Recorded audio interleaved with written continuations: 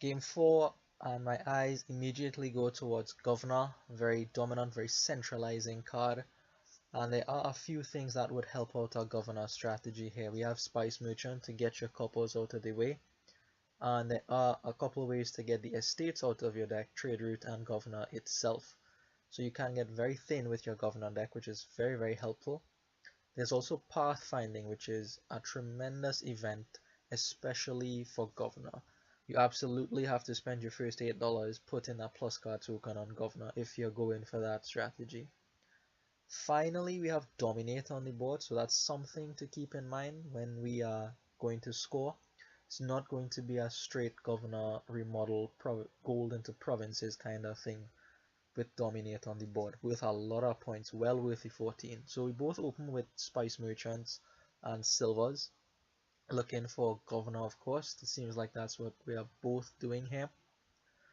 Now I do trash off here and I come up with $3, which I thought about using for a trade route to get the estates out of my deck initially, but doesn't seem very good at this point, so I ended up picking up another silver because I'm keeping an eye out for getting pathfinding a little later on into the game.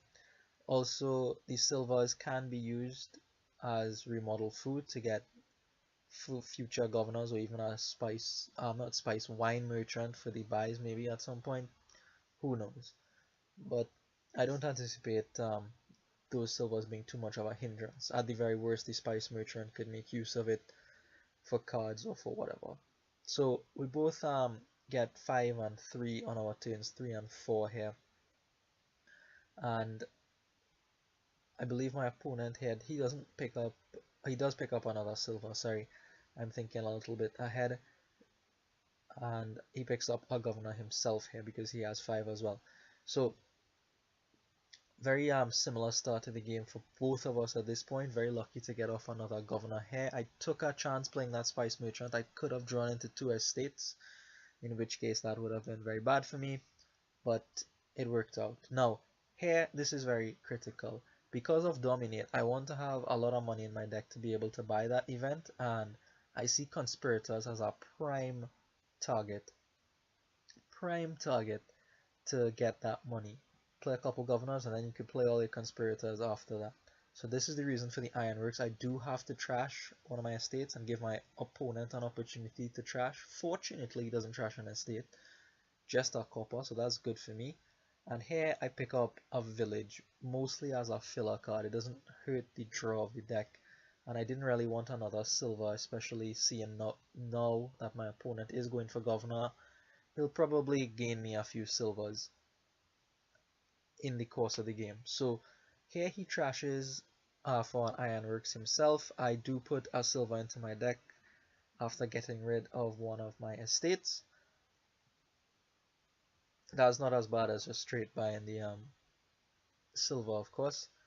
So here now I'm going to start in on the conspirators. This is what the Ironworks is for, to gain as many conspirators as I possibly can throughout this game. I draw with the Spice Merchant and looky what we have here, 8. I felt like I was a bit lucky to get up to 8 there, but I am going to immediately stick that plus card token down on the governors, and you'll see how the game transforms for me from this point. My opponent has a seller, he picked up one on his last turn, and I think that's a very, very good buy, especially at this point in the game. When there's still a bit of junk floating around, you can find your spice merchants and governors. Even later on, the seller can put in a lot of work. So here, my opponent trashes, and I do have the option to trash something here, and I do decide to turn in my spice merchant for a governor. Governors are very high priority now that I spend that $8 to make them draw an extra card. So I am going to get rid of it. I know I have the Ironworks in the back to regain my spice merchant. I still have a few coppers in the deck that I would like to get rid of, so I will regain the spice merchant to do so. Additionally, having all those 4 costs in the deck is pretty good against governor remodeling. You could turn them into duchies in a pinch. So like I said, the governors are high priority, so I'm going to do as much as possible to get as many governors here. So I remodel that silver into a governor, well worth it, and I buy another one, leaving one in the stack. So I think I have 5 of them, and my opponent is going to pick up one here via remodel. Yes, he does. I turn in this village here. It does absolutely nothing for me. For a conspirator, a much better card. And I believe he remodels one more time here, and that allows me to turn in the silver for another conspirator, which again is a much better card for my deck at this point. So I have a few extra conspirators right now, exactly what I want. I only have the one estate in my deck, and we are looking in good shape here, especially that my opponent is not able to put his plus card token down on the governors yet. The extra card is just so valuable, well worth the $8. I cannot stress that highly enough. Anyways, so here I could have played the Spice Mission to draw, but after some thought I realized, you could probably just use that for plus buy and gain a bunch of nice things. Well, a bunch being 2, right? I can only have 2 plus buy. So I do manage to drop to the end of my deck here, and I come up with a heap, absolute heap of money. Enough to pick up a Dominate and a Province. Remodeling the last estate here to pick up more Conspirators. So now my deck, well, my discard pile has only Conspirators, so I'm guaranteed to draw all these Conspirators up, and bada boom, bada bing, like I said, Dominate, Province. Pretty good, pretty good. So now here, we'll pay attention to my opponent's turn. He gets 2 Conspirators, right? And I'll show you the point exactly what I'm talking about. I'm thinking about ending the game here. Governor is empty, and if somehow the Conspirators are empty, perhaps we could do an Ironworks chain to end the game. So my opponent remodels for a Conspirator here. Then he's going to use his Ironworks to gain a Conspirator. And I have to think about whether or not I want to turn this silver into a Conspirator off of his remodel.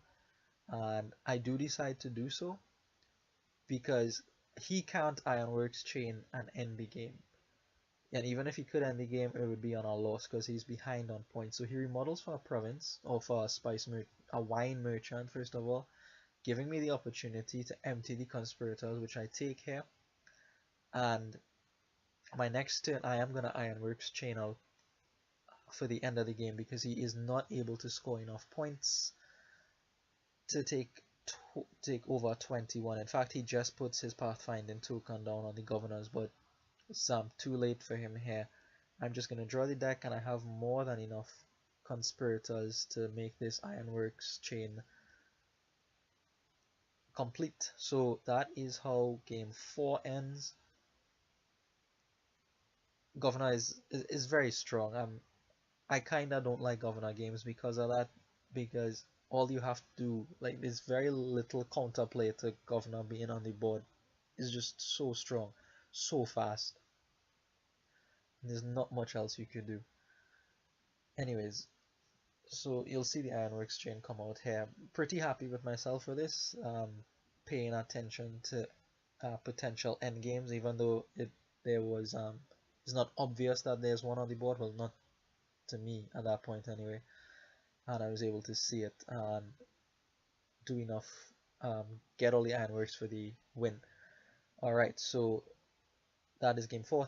Thank you for watching, and I will see you.